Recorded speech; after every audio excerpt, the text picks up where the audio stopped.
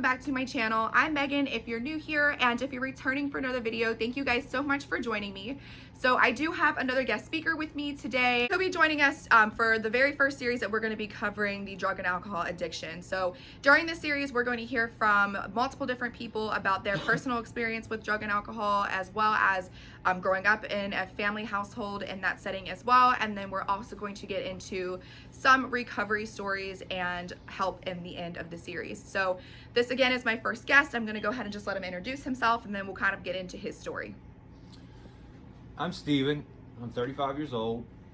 Of course, I'm from St. Mary's County, and I've lived a tougher life than most people could handle, but I'm here today, and I thank God for it every day. Amen. All right, awesome. So first question that I have, and of course I have my questions written down, so bear with me, but the first thing I wanted to kind of just talk about is, can you just tell everybody your history with drug and alcohol abuse, or just kind of where you've been in your past with it? My drug addiction started in 2008 with a motorcycle accident.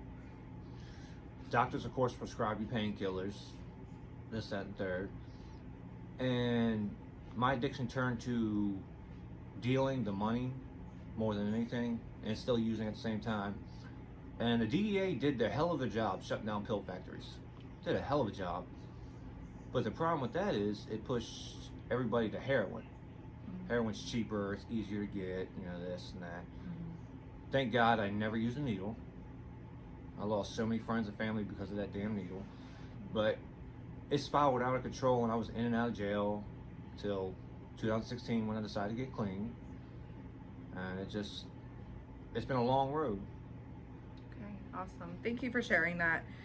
So can you kind of, as much as you're open to and ready to explain, can you kind of just tell people what you have gone through? Like, what have you seen, what have you witnessed, and then what have you personally gone through, I guess, mentally, physically, because of it? Well, in the past 4 years, my mother and my twin brother both overdosed right here in this house. Oh my goodness. And I sadly found both of them after I came home from work. And most people, that would turn back to the life of addiction, I guess you could say. But it made me stronger, because April 30th, 2016, I decided to get myself clean. I moved away from everybody I loved, my son, everybody I knew, and went to a little town called Coggeville, South Carolina, where I knew nobody. And there wasn't one working stoplight in the whole town. And that's how I had to do clean. I've never been a believer in rehabs, detox facilities, you know, this and that. I knew that I was strong enough to do this for myself. And I had to, because I finally wanted, you know, I always wanted to get clean for my son or whatever girl I was associated with then, you know what I mean? But I finally came to realization that I had to get clean for myself. Yeah. And then everybody else would trickle into place, so. Yeah. And that's what I did. And April 30th of this year, I'll have 5 years clean, so. Yay, congratulations. Yeah. Thank you. That's amazing. Yeah, I think I actually just touched base on this in a prior video, that you know, people have to heal it with anything for themselves. It can't be for the sake of other people. And like you said, especially when you get in relationships and it's like easy to want to do anything, to fix anything about yourself for other people. And that's a good point too about your kids. And I think you know, I've talked on this too, because a lot of people feel like they have to do things for their kids. Which, you know, we want to be there for our kids and we want to help our kids, but at the same time, again, unless it's in your own mentality to do that, I don't know that you permanently make that change. So it has to be for you. I mean, everybody's different, you know, everybody's built different. I was strong enough to get clean without the rehabs. I mean, some people need rehabs. Yeah. But I was strong enough to get clean by myself. And I moved here in 2017, and this is a drug neighborhood. There's a bunch of dope dealers around here, what the fuck ever. But I moved here because I wanted that encounter, I guess. Every dude I'd come across, oh man, you good? I got boy, I got girl. I'm like, nah, good. No, I appreciate you. You know what I mean? Because I respect what they're doing. Most of them are trying to, you know, help their families out. You know, I don't look down on them. I've been there. And that's why I moved here, because, you know, I wanted that encounter, that I know that there's drugs right across the street, and I could get them if I wanted to, but I don't. Yeah. So you feel like that's helped you? That's made you stronger, just knowing that you can turn it out. You don't have to. You can just look away from it. Oh, definitely. That's awesome.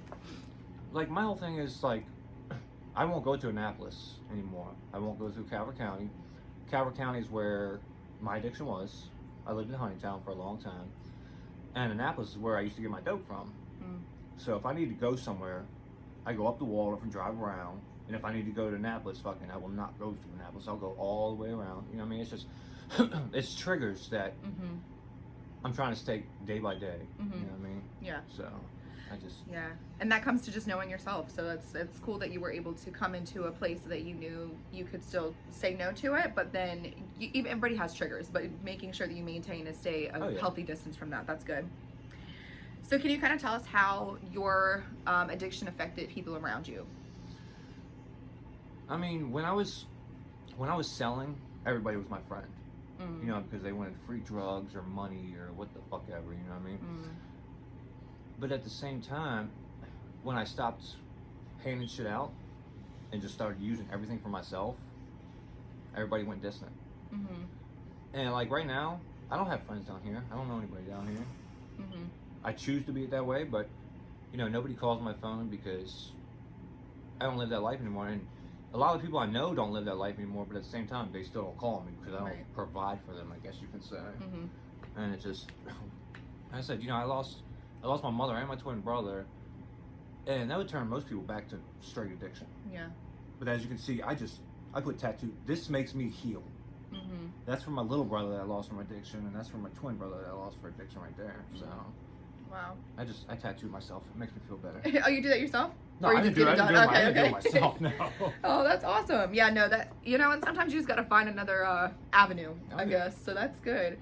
That's so unfortunate because I've watched so many documentaries and that's how a lot of people's drug addiction starts to get in a really bad, like football accident or a car accident or something, and then they're addicted. And I actually have family members in my family who their parents were alcoholics or drug addicts, and they don't drink, they don't do anything. So when they've been hurt, they won't take that medicine because they know that they also have had addictive personalities, and they're scared. And I think that I'm a huge conspiracy theorist, but a lot of that stuff is really messed up. And if you look into some of the documentaries and you're hearing it, that is very common, that people do become addicted because it gives you that high, gives you that relief in the moment. Oh yeah. Yeah. And it's just like, you know what I mean, like, I don't know, people, like I said, everybody's different.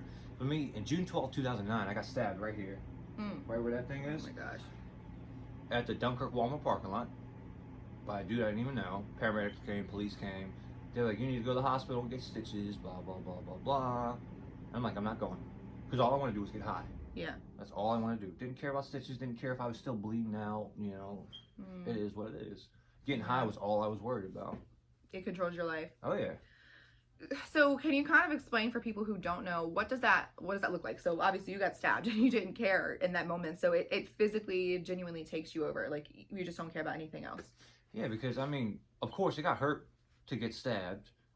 But at the same time, I knew if I went to the hospital, they'd give me morphine or whatever other narcotics they have there.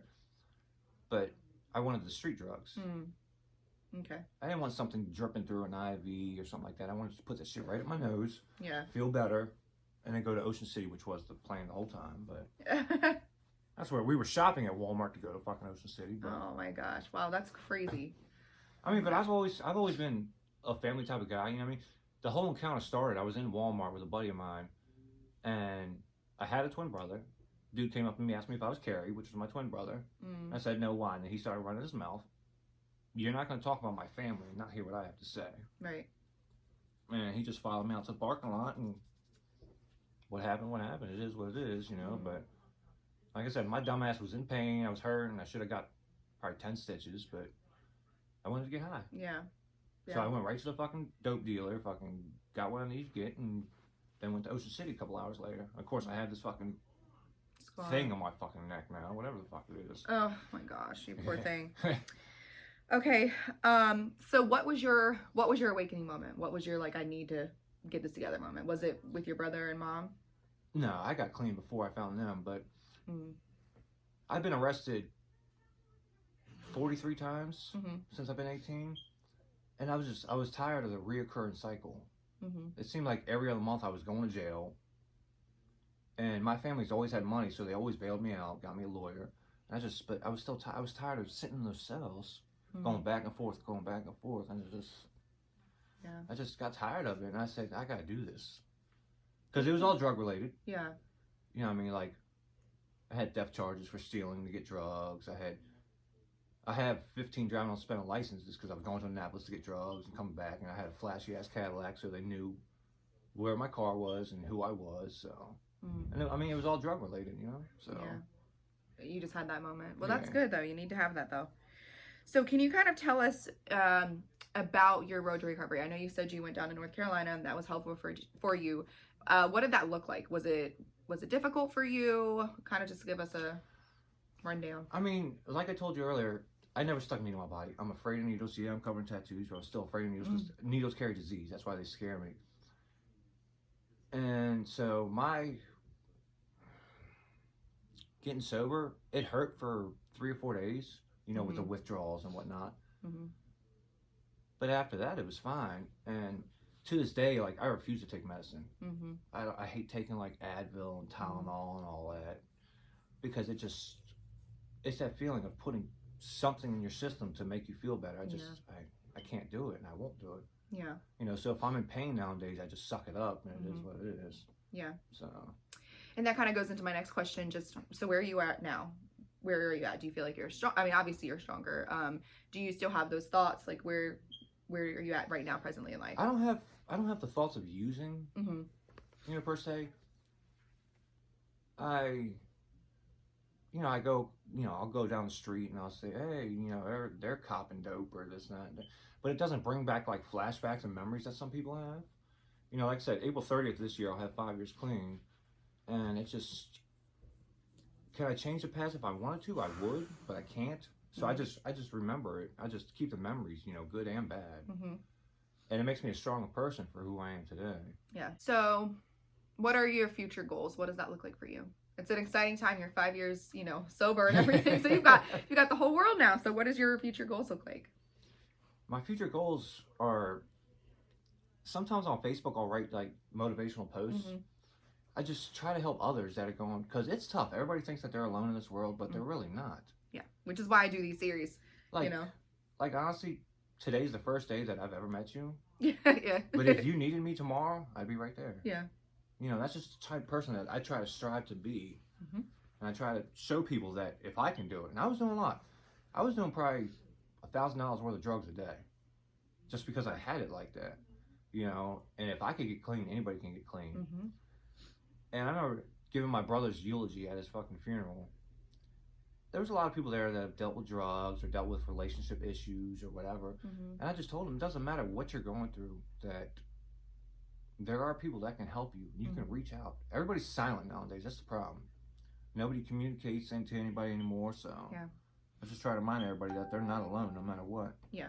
So. And I appreciate that. And that was another reason that I also reached out to him. So we're literally just Facebook friends. First day meeting. But you know, he's open and honest about his story, and he does a lot of, like he said, the motivational posts and things that I post as well.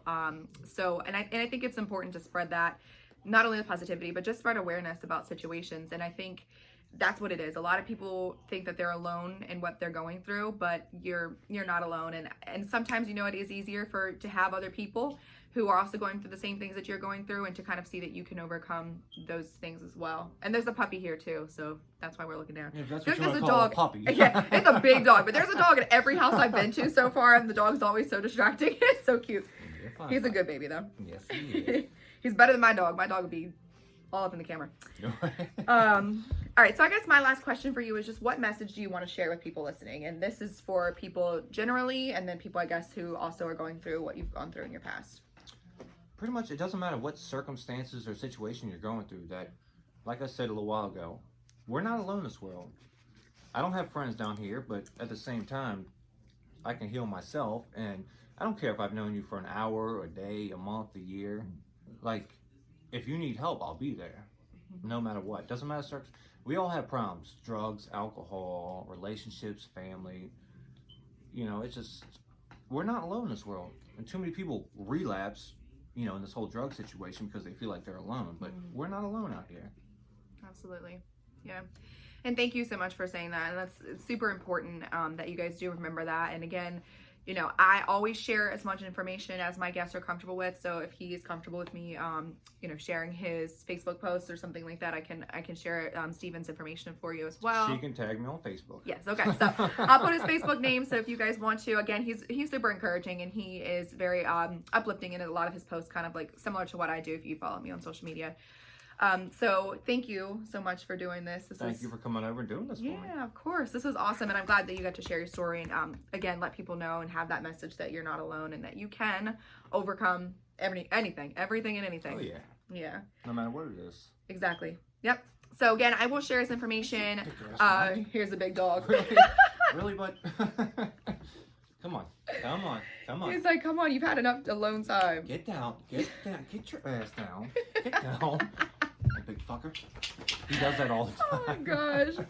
Oh my gosh. Okay, so Poppy wanted to make another guest appearance, but so again, yes, thank you so much. Thank you guys for tuning in and watching, and more than anything, remember that you guys are so loved, you are so cared for, you are heard, you are seen. I love you guys, and I will talk to you next time.